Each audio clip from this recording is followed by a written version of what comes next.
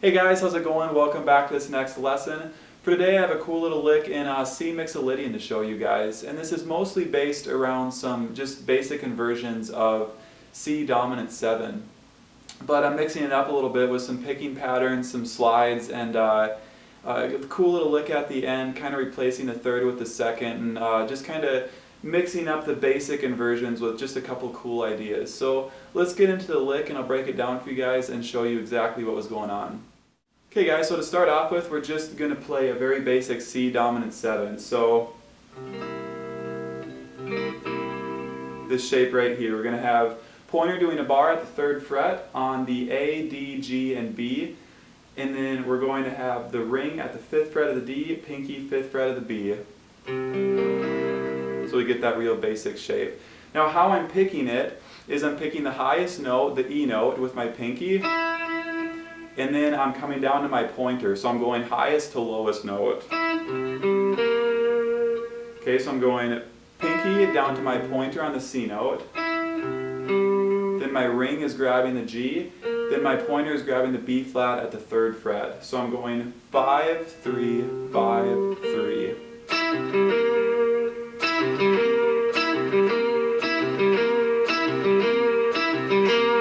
So it just kind of breaks the arpeggio up a little bit more than just going, which is still fine, but I kind of wanted to start it off breaking it up like that. So again, we're going high, low, then just walking it up. And again, it's just based off of this basic C dominant 7. Okay, next we're just going to an inversion of C dominant 7, the first inversion. Here's what the shape looks like. So we have middle at 7 of the A, ring 8 of the D, pointer 5 of the G, and then pinky at 8 of the B. And there's our basic shape. So how we come into this one is we're just basically going lowest note up to the highest. So real basic, and we're keeping the same fingers that we used. So again, just middle at 7, and then ring at 8, pointer at 5, pinky at 8. Okay, of the A, D, G, and B strings. We're just picking that straight across.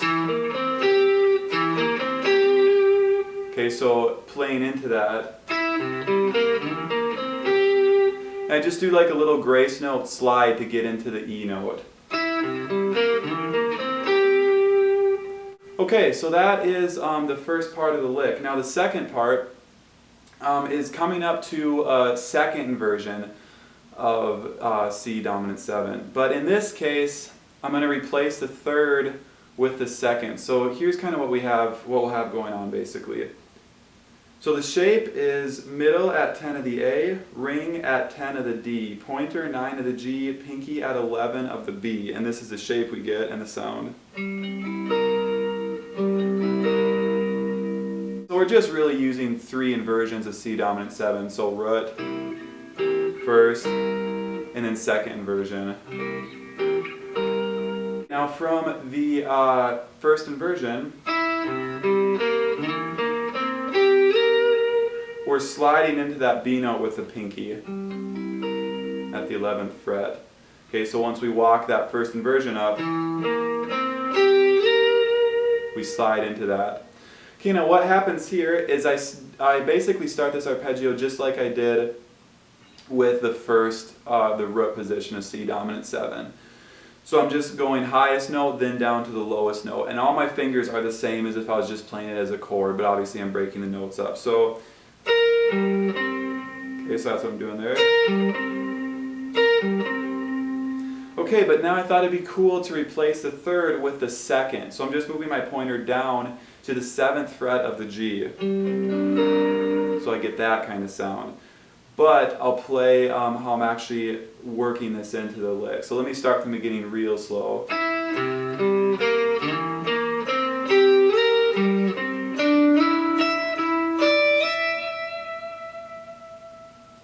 Okay, so I'm going highest note, down to the second, sliding that up to the third. Okay, so sliding that up to 9 of the G. And then I'm grabbing the octave of the third on the 12th of the high E. Okay, so let me play us up to there quick.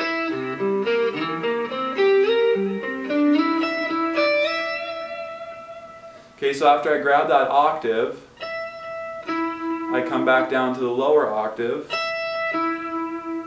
Okay, and then I just grab the second 10th fret of the high E and slide it back up to the third.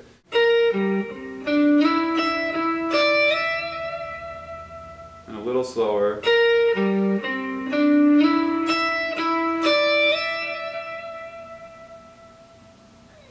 Okay, so that's basically the whole lick, and I really have been into using these chord shapes a lot more lately. You know, I spent a good amount of time learning a lot of inversions of standard chord shapes and things like that, you know, minor 7s, major 9s.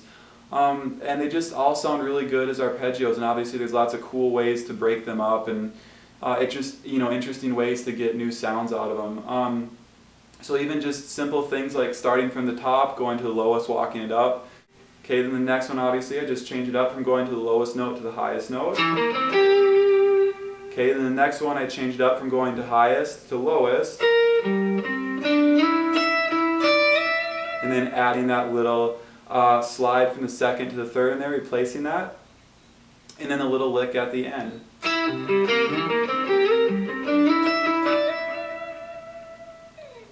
Okay, so just kind of, you know, if you just went through all the inversions just straight, it still sounds cool, but it doesn't have the same effect that breaking them up in some different ways can have. So yeah, there's the lick for you guys. Hopefully you enjoyed this. Let me know if you have any questions in the comment section or anything like that. Otherwise, I'll see you all back here next week for the next lesson. Thanks so much, everyone.